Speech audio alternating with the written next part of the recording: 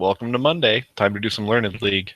Since Friday was a long time ago, I won't go through our defense. I did get a 3 out of 6, though, so I know that was probably amusing for some of you to see me struggle there. Anyway, here's today. All right, number 1. Don McLean's American Pie reached number 1 on the Billboard chart in 1972, where it remained for 4 weeks.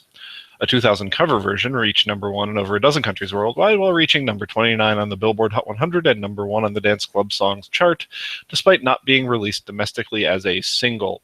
Name the pop superstar who recorded this 2000 version. I am pretty sure that was Madonna. I don't remember much about the cover, except it was pretty unnecessary. It only had like 2 or 3 verses, and it was, not particularly inspiring. That was around the time when Madonna was coming out with some good albums too, so that one was a little disappointing. Anyway, question 2. A 1789 breadfruit collecting voyage in the South Seas was the basis for what famous historical event? That's definitely the mutiny on the Bounty. They were after some breadfruit trees, and that kind of ended up where it did. HMS Bounty, I missed a question on 500 questions, so I've done a little more studying on this topic since then, so that does help. When you have some shame and you miss something, you end up often never missing it again. Question 3. Minuet in G, Opus 14.1, one of 6 humoresques de concert, is arguably the most famous work of what composer and pianist who served in 1919 as Prime Minister of Poland? Well, Prime Minister of Poland is an awfully specific thing. And the good news here, this is not Chopin, I don't think. The good news here is that I think I've played, so I play a game called Botticelli, where it's like 20 questions, except you have to earn the questions by stumping people. And so you have to ask trivia questions about people whose last name starts with a certain letter in order to earn your yes or no questions for the letter they are. And I'm fairly sure that I've been playing Botticelli with some people, and this guy's come up. And every time I play that game and somebody comes up, and a lot of people know him and I've never heard of him, I try to kind of take note of that and then maybe remember it for the future. And this is a good example of this. I'm pretty sure that there's a Polish composer. And part of the reason I'm stalling is because I'm trying to remember the name, but I'm pretty sure this guy's a P, and I think it's Paderewski, not to be confused with Jared Padalecki or Adrian Paulicki. But yeah, that's Paderewski, I think, is the Polish independence composer guy. I think that's almost the Prime Minister clue is almost probably a more important clue than the minuet. I could be wrong about that, but I am pretty sure it's Paderewski. Okay. Question 4. Per its current title, as well as the title of the Pulitzer Prize-winning 1920 novel it is believed to have inspired, the painting pictured here depicts what age? Click here. Click here. Well, that is a young person. And if we're doing the ages series, that might be the Age of Innocence. Part of the reason I was keen to that so quickly is that the Pulitzer Prize-winning novel by Edith Wharton, of course, is The Age of Innocence. I don't know that that specifically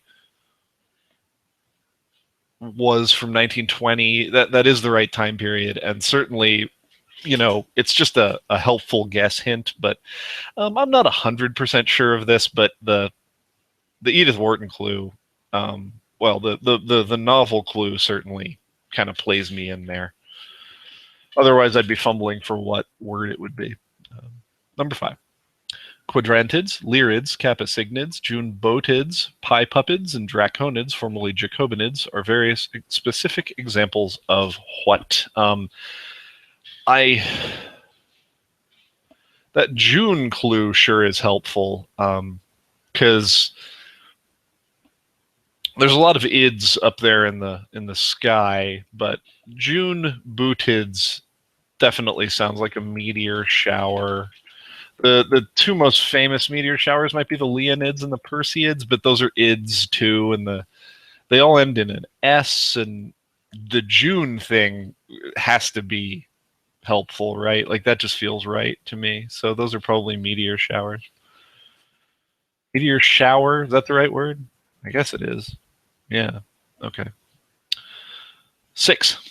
An invention by Charles C. Cretors in Chicago in the late 19th century, introduced at Chicago's Columbian Exposition in 1893, and essentially a modification of a peanut roasting machine, marked the beginning of the commercial history of what snack item?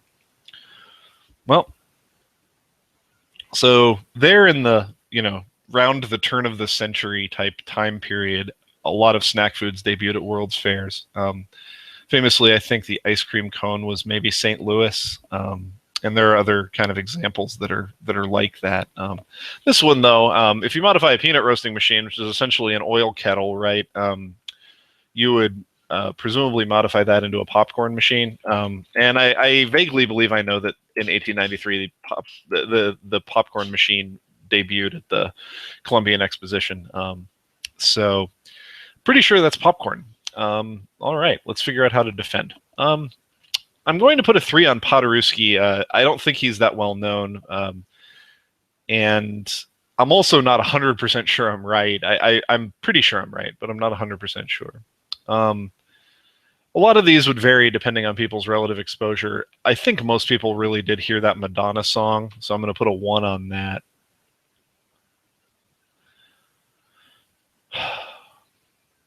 June bootids. Can I put a 0 on meteor shower? Like, or is this going to be a situation where some people are just like, science talk, I don't know. Like that sometimes happens, I think, but if you look at that for much time, you see the June and you just, I don't know. That has to trigger for people, right? This is a bit hard to find the 0. I don't know exactly what the easiest question here is. Because certainly, like, popcorn is a logical answer, but there might be other logical answers too. The meteor shower question is where I want to do it. Age of Innocence, I kind of want to put the 2. I will put the 2 on Mutiny and the Bounty, I guess. This is another one. I feel like this is going to be like a lot of 60 plus for A-Rundlers. Podorowski is going to be clearly the hardest, I think. And so I feel like there's not much else to say besides meteor shower, although, I just feel like for some people it's going to be blah, blah, blah science, and they're just going to kind of guess something random. The June may not stick out to them. So I'll put the 0 on popcorn because, like, I feel like that's going to be super guessable. I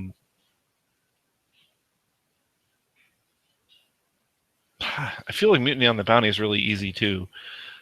This is very difficult to defend against the aggregated Rundle, but that's what I'm going to go with. The good news is I'm feeling fairly confident. So it would really depend on what my opponent's doing. But yeah, as long as I'm not getting the name Podorowski wrong, I think we're getting 6 today. So let's see if I got these right. All right, we do. We have Madonna, Mutiny, Podorowski, Age of Innocence, Meteor Showers, and Popcorn. Great. So all right, it's good to be back on on the right side of things here on Monday. Thanks for tuning in, everybody.